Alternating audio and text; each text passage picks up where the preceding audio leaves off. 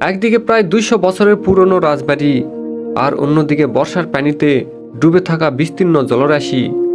একদিকে ইতিহাসের নীরব সাক্ষী দুবলহাটি রাজবাড়ি, আর মাত্র কয়েক কিলোমিটার পরেই প্রকৃতির অন্য এক রূপ হাসাইগাড়ি বিল।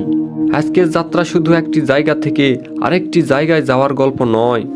আজ আমরা যাব ইতিহাস থেকে প্রকৃতির কাছে, আঁকাবাঁকা গ্রামীণ রাস্তা ধরে টমটমে চড়ে, তারপর পৌঁছে যাব হাসাইগাড়ি বিলের কোলাহল মুখর ঘাটে। দেখব অসংখ্য নৌকা, স্পিডবোট, ওয়াটার ডার্বিং, ভাসমান রেস্টুরেন্ট আর মানুষের আনন্দ। তারপর নৌকা নিয়ে চলে যাব বিলের অনেকটা ভেতরে, যেখানে রয়েছে হাসাইগাড়ি বিলের সেই আলোচিত হিজল গাছ, আর সেই গাছের উপর থেকে মানুষের পানিতে ঝাঁপ দেওয়ার রোমাঞ্চকর দৃশ্য। চলুন শুরু থেকে পুরো যাত্রাটা আপনাদের সঙ্গে নিয়ে উপভোগ করি। রাজবাড়ির ইতিহাস পেছনে রেখে এবার আমরা উঠে পড়লাম টমটমে। আমাদের সামনে মাত্র 5 কিলোমিটারের পথ, কিন্তু এই পথের সৌন্দর্য দূরত্ব দিয়ে মাপা যাবে না। রাস্তা কখনো ডানে বাঁক নিচ্ছে, কখনো বাঁয়ে, আর রাস্তার দুই পাশে চারিদিকে শুধু পানি। মনে হচ্ছে সরু এই রাস্তার দুই পাশ দিয়ে যেন বিশাল জলরাশি ছুটে চলে গেছে দিগন্তের দিকে। বন্ধুরা, আমরা এখন দুবলহাটি রাজবাড়ি থেকে হাসাইগাড়ি বিলের দিকে যাচ্ছি। আপনারা রাস্তার দুই পাশটা দেখুন, আঁকাবাঁকা রাস্তা আর চারপাশের পানি। দৃশ্যটা সত্যিই অসাধারণ।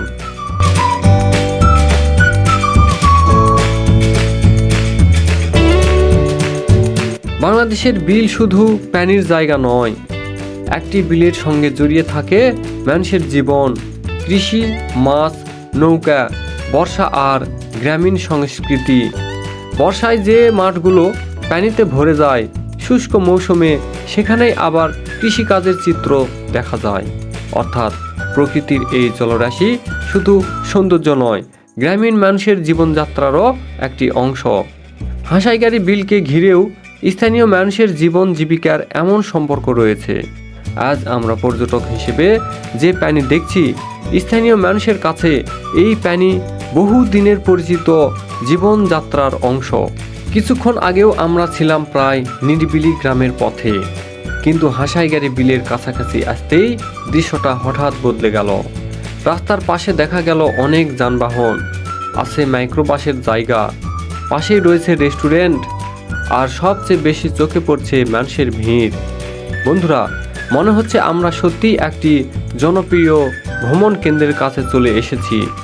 দূর দূরান্ত থেকে মানুষ এখানে আসছে, কেউ পরিবার নিয়ে এসেছে, কেউ বন্ধুদের সঙ্গে, কেউ আবার দল বেঁধে।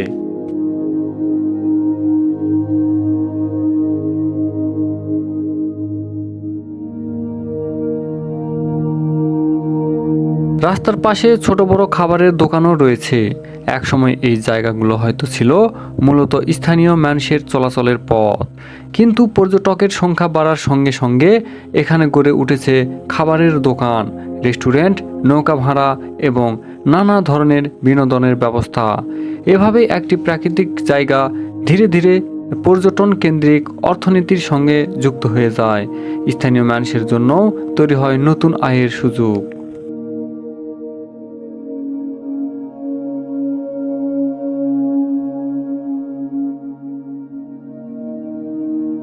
এবার আমরা চলে এলাম নৌকার ঘাটে, আর এখানে এসে মনে হলো এ যেন আরেক পৃথিবী। নৌকার পর নৌকা, কোনো নৌকায় মানুষ উঠছে, কোনো নৌকা যাত্রী নিয়ে বিলের দিকে যাচ্ছে, আবার কোনো নৌকা খালি হয়ে ঘাটে অপেক্ষা করছে নতুন যাত্রীর জন্য। এখানে নৌকার পাশাপাশি স্পিডবোটও রয়েছে। যারা ধীরে ধীরে প্রকৃতি দেখতে চান তারা নৌকায় যেতে পারেন, আর যারা একটু দ্রুতগতির রোমাঞ্চ চান তাদের জন্য রয়েছে স্পিডবোট।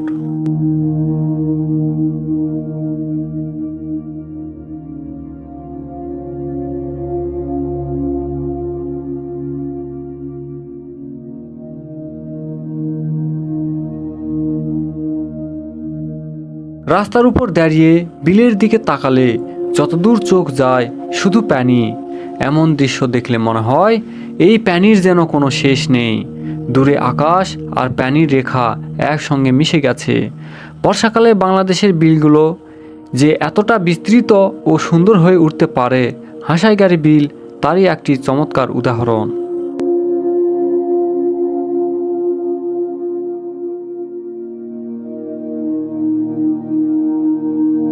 বিলের পাশে নৌকা ভ্রমণই নয়, রয়েছে বিনোদনের আরও কিছু ব্যবস্থা। এখানে দেখা গেল ওয়াটার ডার্বিং বল, পানির উপর গোলাকার বিশাল বলের ভেতরে গিয়ে আনন্দ উপভোগ করে দর্শনার্থীরা। অর্থাৎ হাঁসাইগাড়ি বিল এখন শুধু প্রকৃতি দেখার জায়গা নয়, মানুষের বিনোদনের জন্য নানা আয়োজন তৈরি হয়েছে।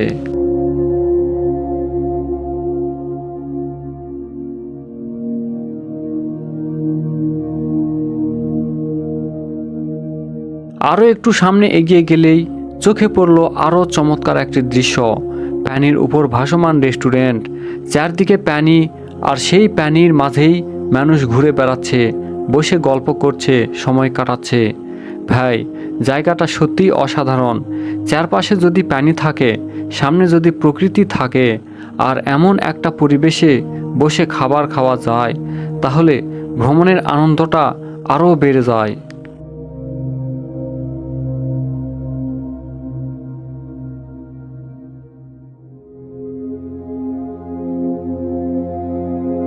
বন্ধুরা, এতক্ষণ রাস্তার পাশ থেকে হাঁসাইগাড়ি বিল দেখলাম, কিন্তু বিলের আসল সৌন্দর্য দেখতে হলে বিলের ভেতরে যেতে হবে। তাই এবার আমরাও একটি নৌকা নিয়ে বিলের মাঝখানে যাচ্ছি। আমাদের গন্তব্য সেই আলোচিত হিজল গাছ।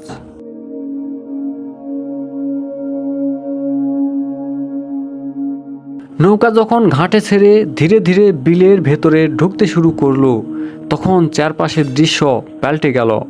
ঘাটের কোলাহল পেছনে পড়ে গেল, সামনে শুধু পানি। সত্যি কথা বলতে কি বন্ধুরা, এখন আমার একটু ভয় লাগছে। আমরা যতই সামনে যাচ্ছি, চারপাশে পানির পরিমাণ যেন ততই বাড়ছে। পেছনে তাকালে ঘাট অনেক দূরে, সামনে তাকালেও শুধু পানি। রাস্তার উপর দাঁড়িয়ে যে বিলকে দেখছিলাম, নৌকার মাঝখানে এসে তার বিশালতা এখন অনেক বেশি অনুভব করছি।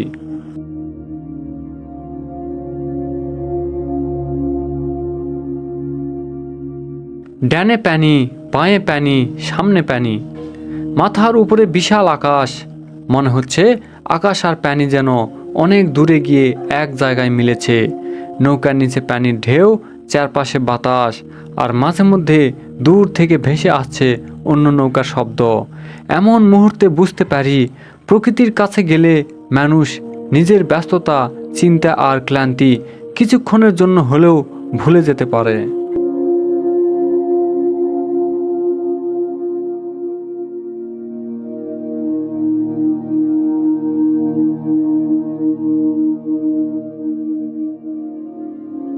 বিলের মাঝখানে এসে আমরা দেখলাম আরও অনেক নৌকা। কোনো নৌকা আমাদের সামনে দিয়ে যাচ্ছে, কোনো নৌকা আবার বিপরীত দিক থেকে আসছে। সবাই যাচ্ছে একই দিকে, সেই হিজল গাছের দিকে। কেউ পরিবার নিয়ে, কেউ বন্ধুদের সঙ্গে, কেউ আবার দল বেঁধে। এই দৃশ্যটা দেখে মনে হচ্ছে পানির মাঝখানে যেন নৌকারই একটি ছোট্ট শহর তৈরি হয়েছে।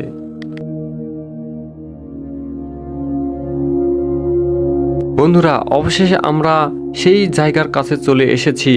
দূর থেকে গাছটা দেখা যাচ্ছে, আর গাছটির চারপাশে দেখুন কতগুলো নৌকা। এই হিজল গাছটি এখন হাঁসাইগাড়ি বিলের পরিচিত আকর্ষণগুলোর একটি। সামাজিক যোগাযোগের মাধ্যমে ছড়িয়ে পড়া ছবি ও ভিডিওর মাধ্যমে গাছটি আরও বেশি পরিচিত হয়েছে। আজ দর্শনার্থীরা নৌকা নিয়ে এখানে আসছেন, ছবি তুলছেন, সময় কাটাচ্ছেন। একটি প্রাকৃতিক গাছ কিভাবে একটি এলাকার পর্যটন আকর্ষণের প্রতীকে পরিণত হতে পারে, এই জায়গাটি তার একটি সুন্দর উদাহরণ।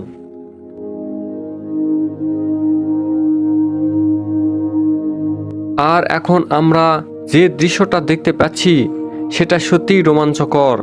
কিছু মানুষ গাছের উপর উঠে যাচ্ছে, তারপর সোজা পানিতে ঝাঁপ।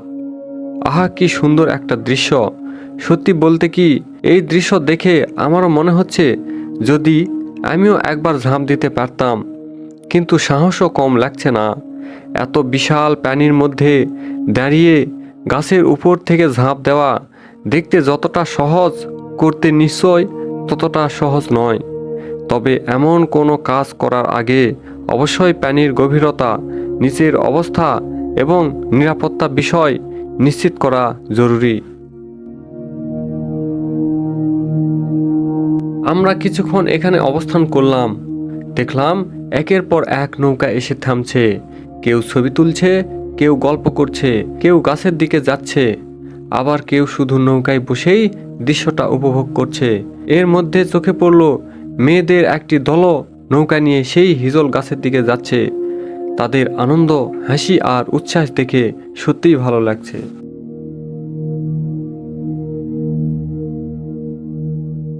অনেকক্ষণ বিলের মধ্যে থাকার পর এবার আমরা ঘাটের দিকে ফিরছি। নৌকা ধীরে ধীরে হিজল গাছটিকে পেছনে ফেলে এগিয়ে যাচ্ছে। কিছুক্ষণ আগেও যে গাছটা আমাদের সামনে বিশাল হয়ে দাঁড়িয়েছিল, এখন সেটি ধীরে ধীরে ছোট হয়ে যাচ্ছে। এই ফেরার পথেও চারপাশের পানি, নৌকা আর আকাশের দৃশ্য যেন বারবার ক্যামেরা ধরতে বাধ্য করছে। আজকের এই ভ্রমণ আমাকে একটা বিষয় নতুন করে ভাবিয়েছে। ঐতিহ্য মানে শুধু পুরনো ভবন নয়, দুলহাটি রাজবাড়ি আমাদের স্থাপত্য ও জমিদারি অতীতের কথা বলে, আর হাঁসাইগাড়ি বিল আমাদের মনে করিয়ে দেয় বাংলার প্রকৃতি, প্রাণী আর মানুষের জীবন কত গভীরভাবে একে অপরের সঙ্গে জড়িত। একটি রাজবাড়ি ইতিহাসের স্মৃতি ধরে রাখে, একটি বিল ধরে রাখে প্রকৃতি ও মানুষের জীবনযাত্রার স্মৃতি, আর একটি হিজল গাছ হয়ে উঠতে পারে একটি এলাকার নতুন প্রজন্মের ভ্রমণ স্মৃতির অংশ। ফেরার সময় শেষবারের মতো বিলের দিকে তাকালাম। পানির উপর বাতাসের ঢেউ, দূরে কয়েকটি নৌকা, আর মাথার উপর বিশাল আকাশ। কিছু দৃশ্য ক্যামেরায় ধারণ করা যায়, কিছু দৃশ্য শুধু চোখে দেখা যায়, আর কিছু দৃশ্য হৃদয়ে রেখে দিতে হয়। হাঁসাইগাড়ি বিলের এই দৃশ্যটাও হয়তো তেমনই একটি দৃশ্য। বন্ধুরা, আজকের যাত্রা শুরু হয়েছিল দুলহাটি রাজবাড়ি থেকে। সেখানে আমরা দেখেছি ইতিহাসের স্মৃতি। তারপর মাত্র 5 কিলোমিটারের পথ পেরিয়ে চলে এলাম হাঁসাইগাড়ি বিলের কাছে। আঁকাবাঁকা রাস্তা, চারপাশে পানি, রাস্তার পাশে মানুষের ভিড়, নৌকার সারি, স্পিডবোট, ওয়াটার ডার্বিং, ভাসমান রেস্টুরেন্ট। তারপর নৌকা নিয়ে চলে গেলাম বিলের মাঝখানে।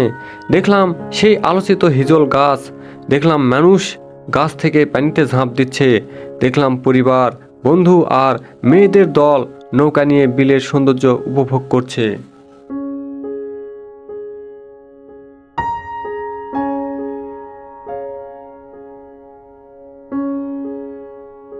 একটি দিনের এই ছোট্ট ভ্রমণের মধ্যে আমরা আসলে বাংলাদেশের অনেকগুলো রূপ দেখলাম।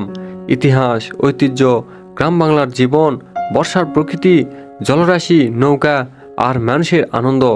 বাংলাদেশের সৌন্দর্য শুধু বড় পর্যটন কেন্দ্রের মধ্যে সীমাবদ্ধ নয়।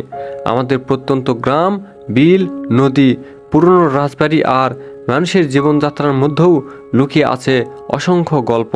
সেই গল্পগুলো আপনাদের সামনে তুলে ধরার ছোট্ট চেষ্টা নিয়েই আমরা পথ চলছি।